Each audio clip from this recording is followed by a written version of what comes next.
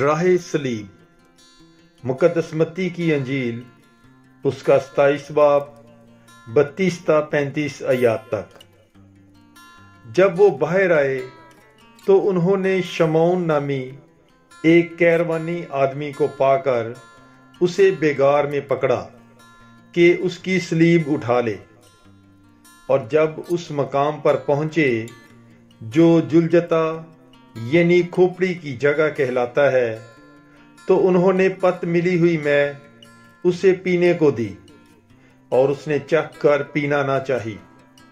اور جب انہوں نے اسے مصلوب کیا تو اس کے کپڑوں کو کرا ڈال کر بانٹ لیا، تاکہ جو نبی کی معرفت کہا گیا تھا وہ پورا ہو کہ انہوں نے میرے کپڑے آپس میں بانٹ لیے اور میرے کرتے پر کرا ڈالا۔